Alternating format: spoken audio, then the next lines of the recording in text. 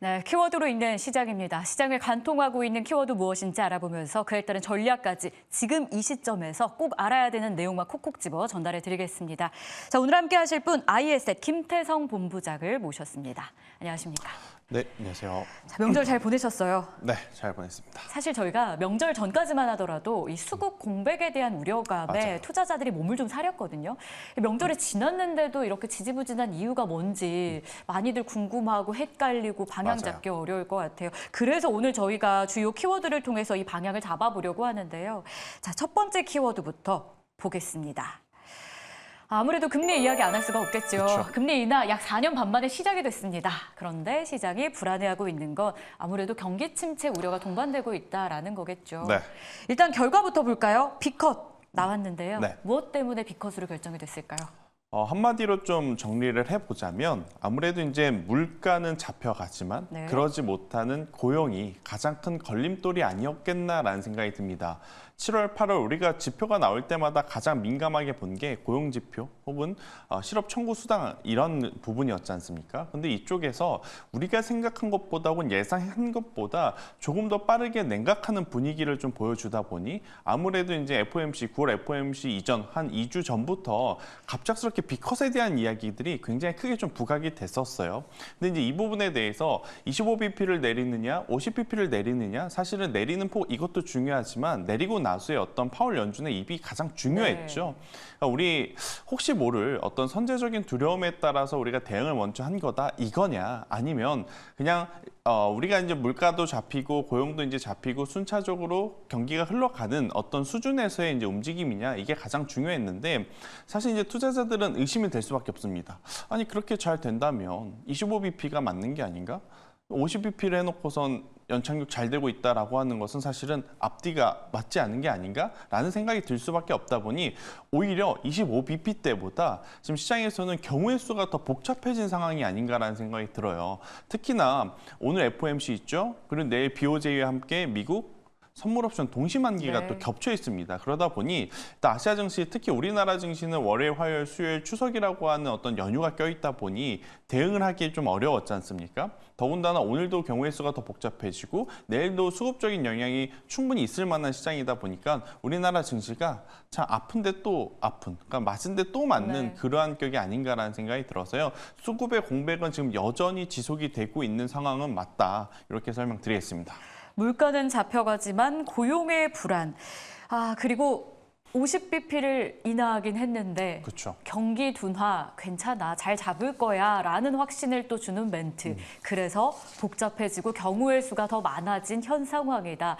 여기에 또 내일 금요일장에 안 그래도 금요일은 좀 몸살이는 맞아요. 날이긴 한데 선물 옵션 동시 만기일까지 미국에 있고요. BOJ의 결과까지 그렇죠. 또 기다리고 있습니다. 내부적인 힘은 없는 건지 참 아쉽기만 한 국내 증시인데요. 자, 그럼 저희 계속 이슈되고 있는 이 경기 침체, 이 우려 정말 가져가야 되는 걸까요? 아니면 그냥 우려에 불과한 걸까요? 사실 우리가 이 경기 침체라고 하는 단어에 조금 더 민감할 수밖에 없는 게 네.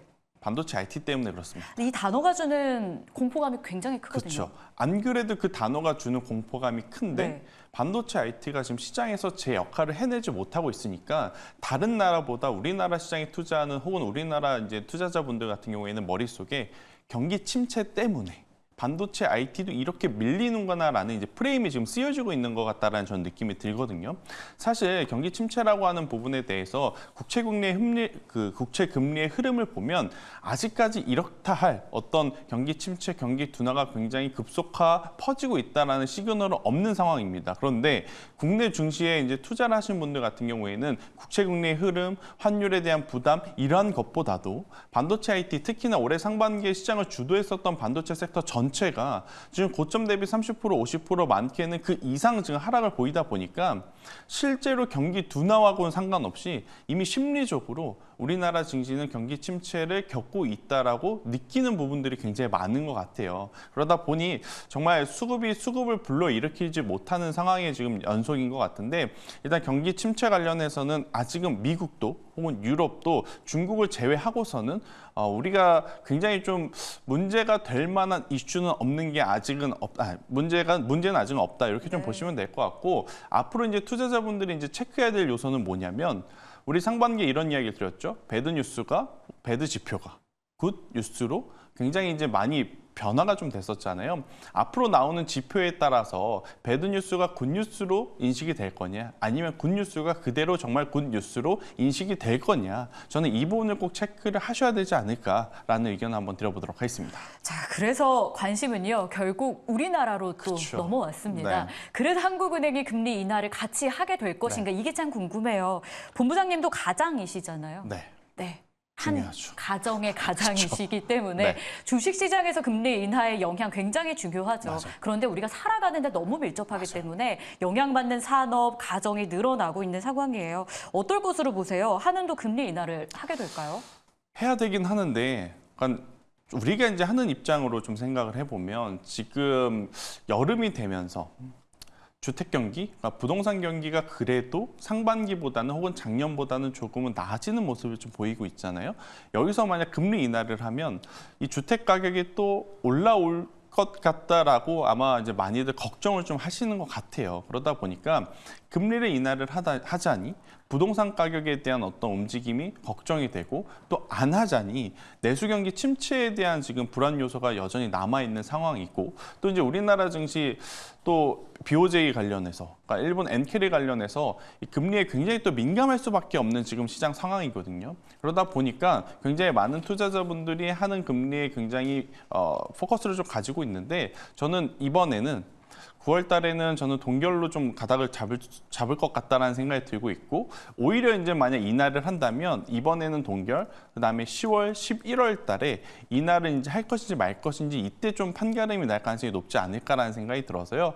한은은 저는 일단 이번에는 동결을 좀 먼저 할 가능성이 높다라고 보고 있고, 그 이후에 이제 인하를 하게 된다라고 하면 연내 2회 정도.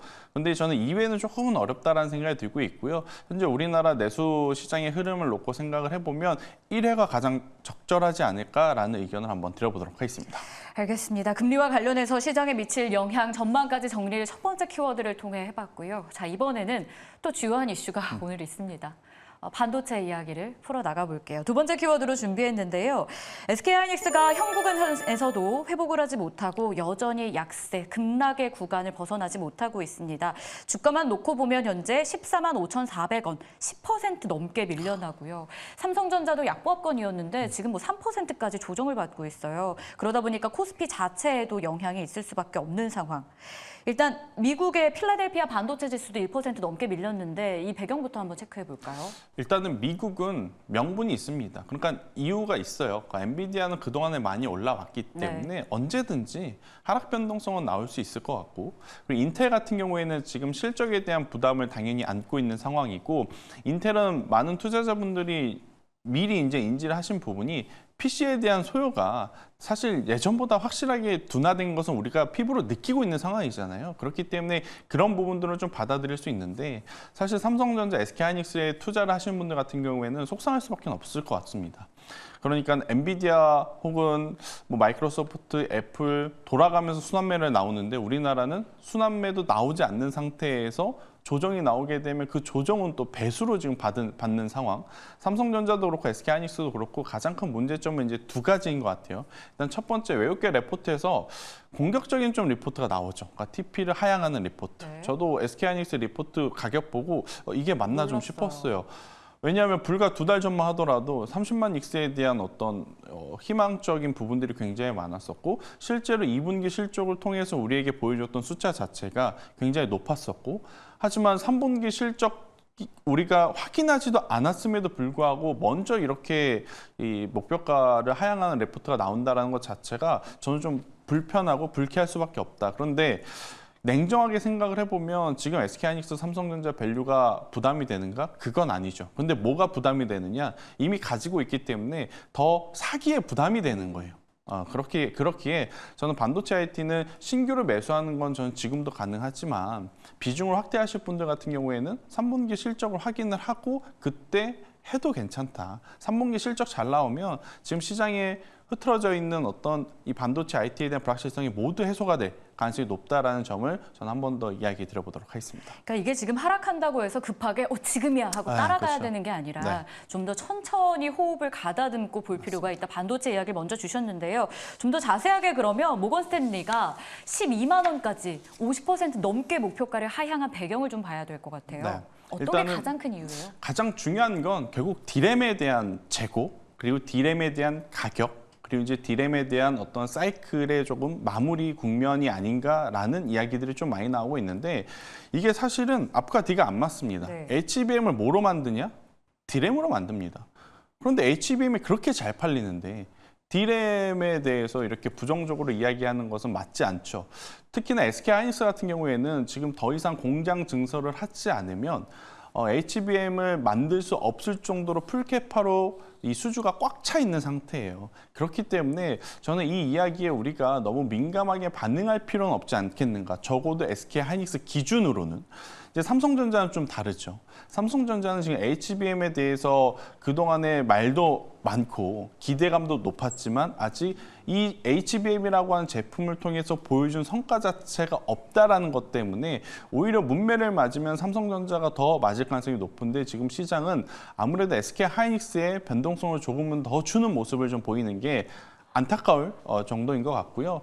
대신에 이제 디램 가격의 흐름이 그렇게 나쁘지 않다라는 것, 네. 저는 생각을 해보면 앞서서도 이야기 드렸지만 보유자분들이 추가 매수하기에는 좀 부담이 되나 천천히 사모으시는 어떤 패턴을 가지고 투자를 하신 분들에겐 지금의 가격이 과연 너무 부담되는가? 저는 절대 아니라고 보거든요. 그래서 지금의 가격은 충분히 가격적인 메리트를 이용하실 분들에게는 저는 괜찮지 않겠나라는 의견 드리겠습니다. 그럼 결국 이번에 나온 모건 스탠리의 보고서는 앞뒤가 좀 맞지 않다. 그렇죠. HBM이 이렇게 잘 팔리는데 디램으로 만드는 HBM, 디램에 의구심을 품었다는 게 좀 답변을 줬으면 좋겠네요, 모건 스탠리가. 만약에 이러고 나서 오늘 종가를 봤는데 외국인들이 만약 매수로 잡히면 참 배신감이 들 수밖에 없는 거죠. 그러면 외국인 이 투심 수급은 저희가 어떻게 봐야 되는 거예요? 일단 장중에 이제 확인을 하시기보다는 종가로 좀 보셔야 될 것 같아요. 네. 장중에 이제 뭐 잠정치로 HTS마다 좀 잡혀주는 것들이 있지만 결국엔 확실한 것은 오늘과 내일, 특히나 다음 주 월요일이 가장 중요할 것 같습니다.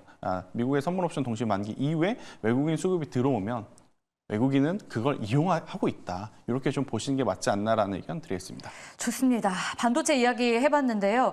자, 일단 반도체에서 수급이 현 구간에서는 빠져나오면서 그게 다른 데로 막 흩어지고 네. 있거든요. 근데 최근 흐름 보면 대표적으로 가장 많이 가는 쪽이 뭐 2차 전지, 바이오였잖아요. 오늘은 완벽하게 제약 바이오입니다. 맞아요. 세 번째 키워드를 통해서 바이오로 국한되는 이야기는 아니지만 이렇게 수급이 좀 분산되고 있는 상황, 저희가 어디로 봐야 되는지 투자처를 찾아봐야 될 것 같아요. 좀 집중할 만한 섹터 보고 계신 게 있으세요? 사실 제약바이오, 그리고 여기에 이제 금리 인하까지 고려해서 지난주의 흐름을 살펴보면 신재생까지도 영역을 좀 확대를 해야 될 것 같은데, 일단 삼성전자가 3%, SK하이닉스가 10%대 하락을 보였다면 네. 올해 1월 기준으로 제가 계산을 해보니까 이미 지수는요.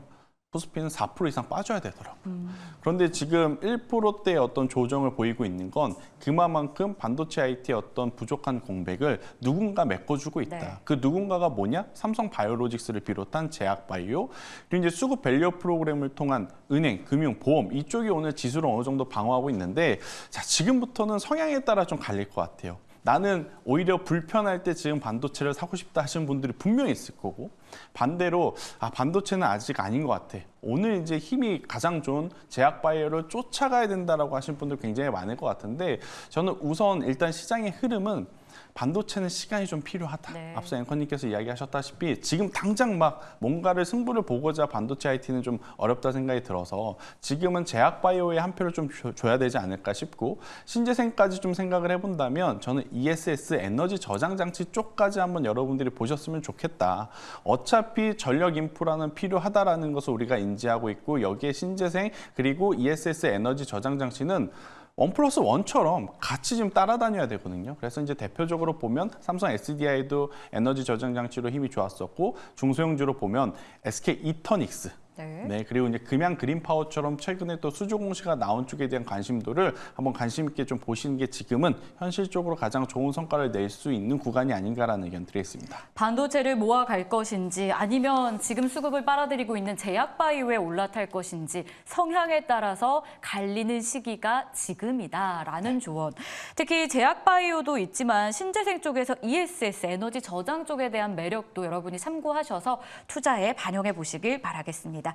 네, 지금까지 IS의 김태성 본부장과 함께했습니다. 고맙습니다.